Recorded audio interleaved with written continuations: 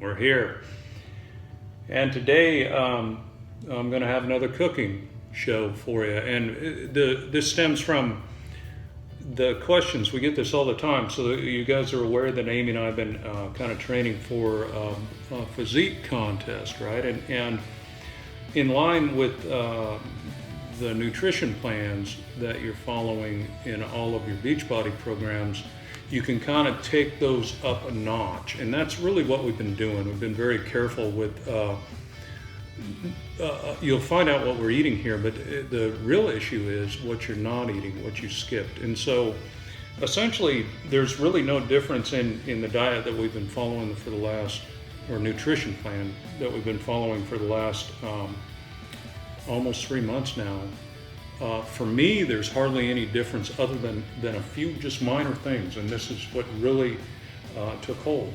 One is that I'm a big orange juice fan. I like orange juice. And so I stopped drinking orange juice, right? And if you look at that nutrition-wise, it cut a lot of just simple sugar out of my diet. The second one would be, you might consider your carbohydrates, what we call your carbs, which your sugars would be part of. But you're talking about more your hard carbs here, and this would be your pastas and your refined flours or flour. So we cut those out too. This might be in crackers is the easiest way to think about it, or spaghetti. Cut those out, but in replace came back with starches, right? Those would be potatoes and brown rice and whatever. And the whole point there is it takes longer to digest those. And it equilibrates your body over a longer amount of time rather than this up and down thing that you get with pure sugars.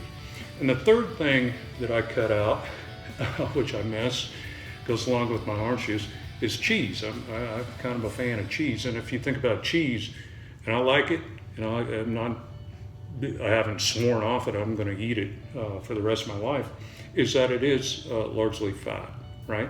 So we watched on the two extremes, kind of cut back on your simple sugars. These would be the ones in your fruit. Your added sugars, get rid of those. You should have got rid of those by now. So keep an eye on your sugars from your fruit. I still eat a lot of peaches and bananas and what have you, but I just don't guzzle it. I'm talking about with the orange juice, I'm talking like almost a gallon of that a day. So it was my vice. And on the flip side, being really, really careful, or at least more attentive to where your fat sources are, right? So those are the basic premises, and we can talk more and more about those as we want to, and we can have discussions on them.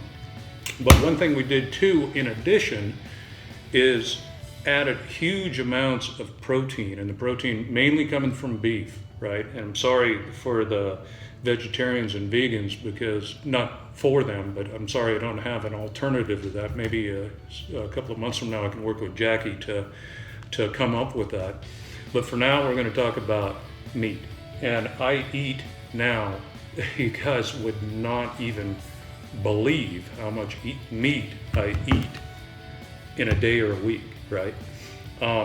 So for instance, we're going to be making up about 6 pounds of beef. This might last me 3 days, right? That's without Amy eating it. I eat better part of 2 pounds of beef a day, or beef or meat or what have you. And the deal here is when you go in to your nutrition side of things, you realize that protein has calories, right? You go, God, this seems like an enormous amount of calories that you put in with your freaking mega loads of meat. Well, the thing is, your body doesn't convert very readily of proteins to energy, and that would be energy going through a glucose pathway into a fat pathway, right? It's really kind of the last resort for your body to start doing what's called ketosis, and this is breaking down meat into energy. And it generally does that by depleting your own muscles at some stage of the game, right? So your primary sources of energy are your simple sugars, your carbs from those potatoes.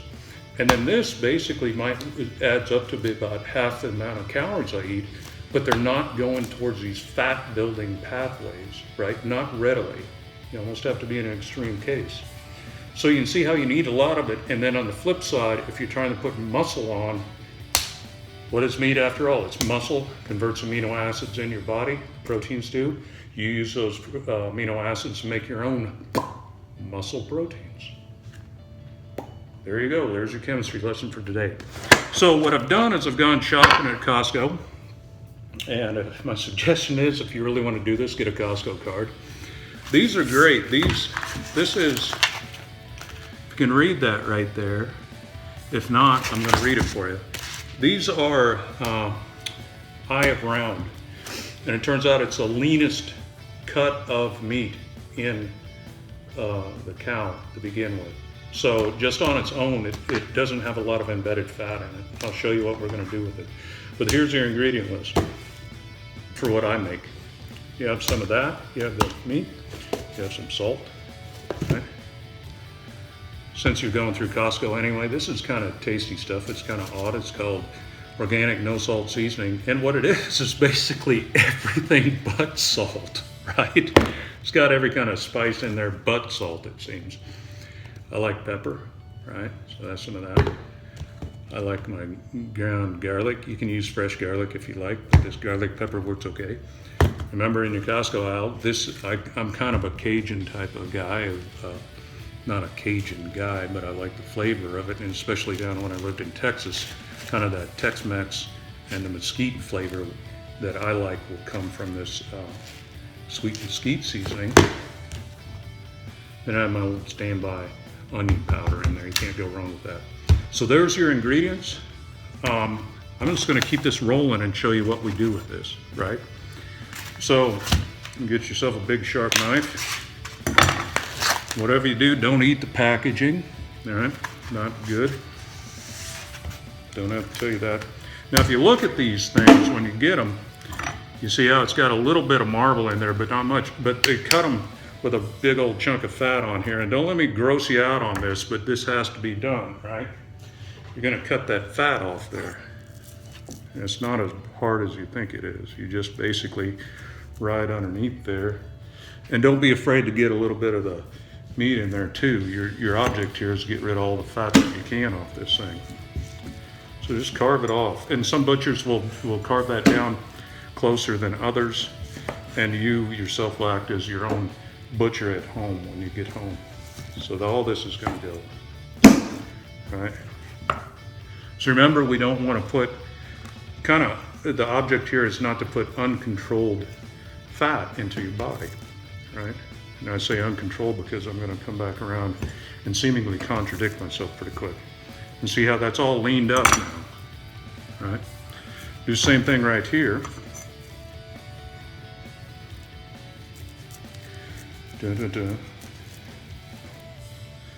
Like I say, get yourself a sharp knife. This is a piece of cake. If you've ever filleted a fish or anything like that, you know what I'm up to. But just because you buy it in the store with a bunch of fat doesn't mean you have to eat all that fat. Hey, right, make one of those little, Hallmark samplers and put that on hang that on your kitchen, right? And one thing too, if you got all these kind of scraps, if you got dogs, you can cook this up for your dogs. They like it too. Not to feed them fat, but you get the picture here. I just throw it away. So, and you don't have to get every molecule out of there, but get all of them that you can see. So there we are with these two things so far. Pretty much carved down the point where they're about 99% lean, right?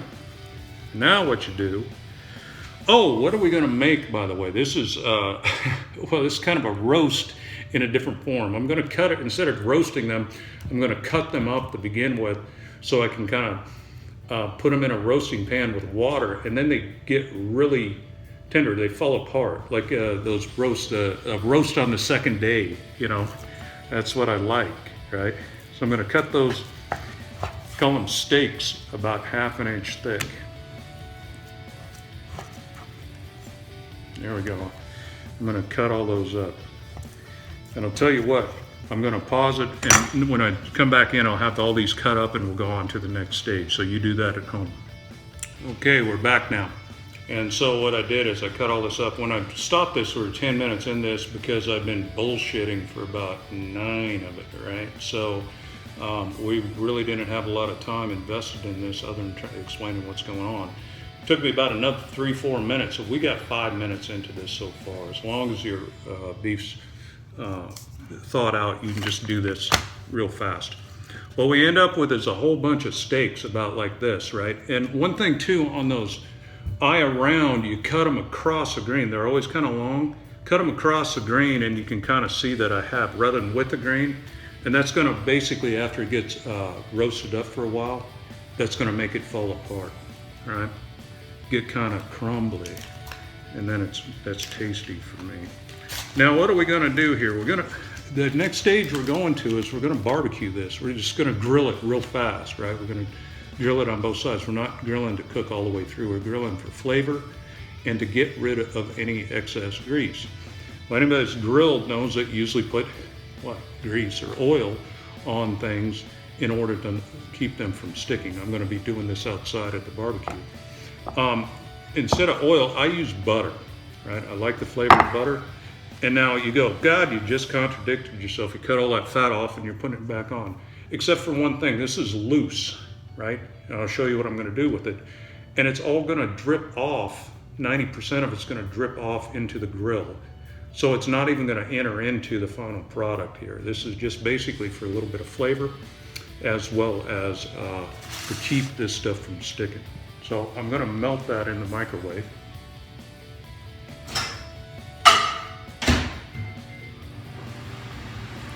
And while it's melting, I'm gonna go ahead and add in my spices that I told you to get. Now, if you don't wanna put salt in, if you don't wanna put any of these things in, don't, right? If you're scared of one of them, but wanna try it out, don't put a lot in, right? You'll sooner or later figure out what you like to taste. So that's a palm full of that. What I've been doing for this amount on these, that no salt seasoning, there's a whole cap of that. About half of this stuff's gonna be lost, right, when you're grilling. Same trick with the mesquite, right? You're gonna keep using this pan too, so make sure it was clean and something that is not a family heirloom. There's a garlic, just sprinkle that on. If you like more garlic, put more on. If you don't like it, don't put it on at all. Pepper's usually a little bit less. I can always add more of that at the table. And onion powder, one thing about onion powder is it's just got your kind of your basic flavor at the bottom. Now you could set this up for a couple hours and let it marinate the way I'm going to show you. But I usually don't. I usually just mix it up and go straight to the grill. I'm gonna add some water in there, right? Because what that does is kind of lets everything get into solution, everything that will, so it can mix in between all the different pieces. And before I get my hands completely covered with this stuff, I come back and get that. It's about, at tops, half a cube of that butter that I had. It's not a lot. If you think about it, in 3 days, even if I was to eat all this in 3 days, that amount of butter, it's about what you put on a piece of toast per day, right? But remember, most of it's going out. While that's still warm, mix that up. And if you guys are smarter than me, you'll get a bigger pan, so this is a little bit easier, all right? But we're gonna try to get all those spices mixed in there. Like I say, if you wanted to take a nap or something now, let that marinate, you'd be fine with that too. But generally, I just go straight for it, right? This all works out in the end. So that's all kind of mixed up. I'm gonna pause this, go out and light up the barbecue, and I'll meet you out there as soon as that thing gets warm. Okay, we're back now, and so I've got this barbecue grill. We're outside to begin with, and this thing's at almost as hot as it is outside. This is Phoenix in the middle of summer. It's about 3 o'clock in the afternoon, so it's the thermometer says at least 111 out here. So consider this kind of a sweatshop operation. You don't have to do this way. You can do it in a more sensible way, but nevertheless, temperature-wise, got this all fired up, ready to go. Remember our steaks.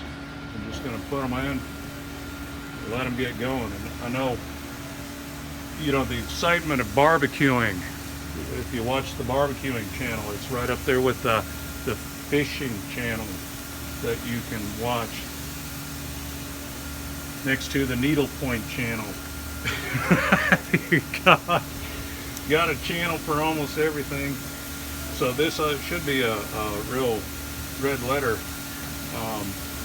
clip on the barbecue channel. Anyway, I'm going to get that started, and let me keep you on here just for a second because I'll show you what I'm going to do with this remaining goop down on the bottom. All right? So here we go.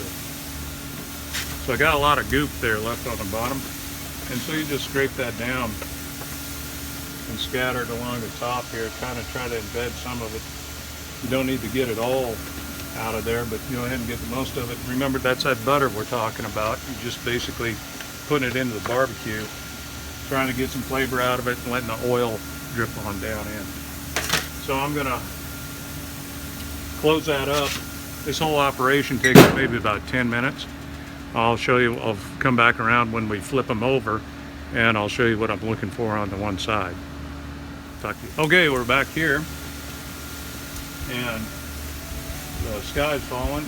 No, not really. It's stuff falling out of the tree. So these look like about ready to flip.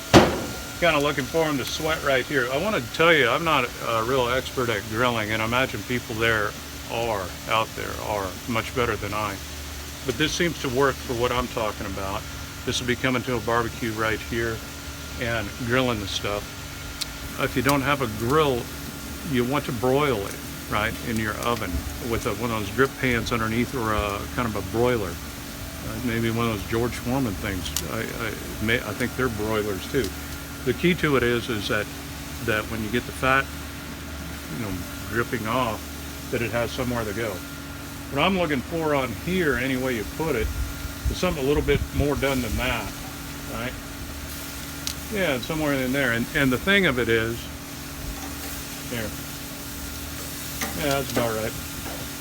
Thing of it is, I know where these are going afterwards, so they don't have to be, you know, television advertisement beautiful. They're going to go into, they're going to actually be roasted with water in that pan. You'll see this when we get close to it. So if they get a little bit overdone, don't throw them away. It takes care of itself. A little bit underdone, you know, maybe you want to cook them a little bit more. Oddly enough, when you get going here, they all kind of look like little hamburger patties, right? There, flip everything over. One side of my grill is hotter than the other. You can map that out on your own outfit, and it'll be okay. So there we go. That was pretty exciting. We flipped meat over on the grill. I'll be back when we take it off of there. Okay, we're back, and we're gonna start hauling these things off here. A lot of times you see them, I don't know whether you can see that on top, they have juice on the top of them. And I like that as far as flavor, so I'll make sure to not drip that off when it comes over into here. You can clear it off if you like. That one needs to be done a little bit more for my liking. Same there. There we go. Use your own judgment on them.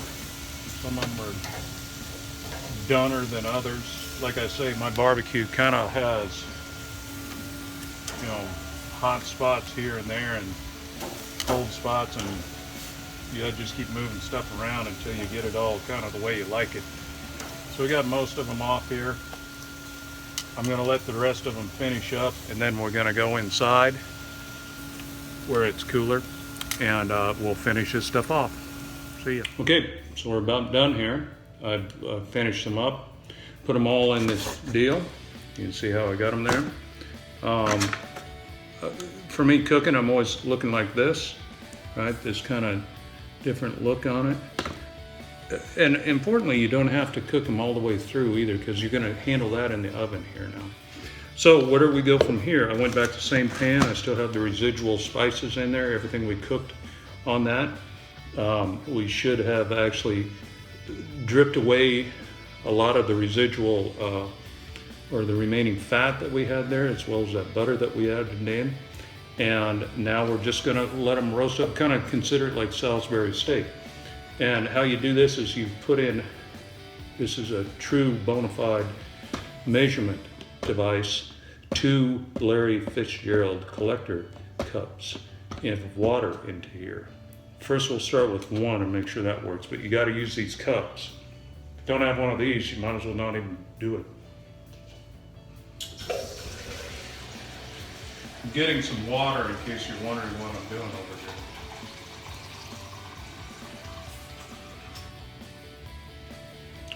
That's 1 Larry Fitzgerald cup.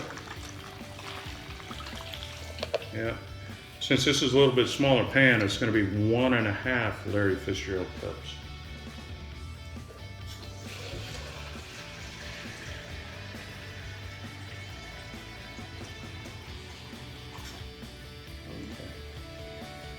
And this one's actually from last year, the 2015 season when we played the Rams. So that's a good measuring device, right? That.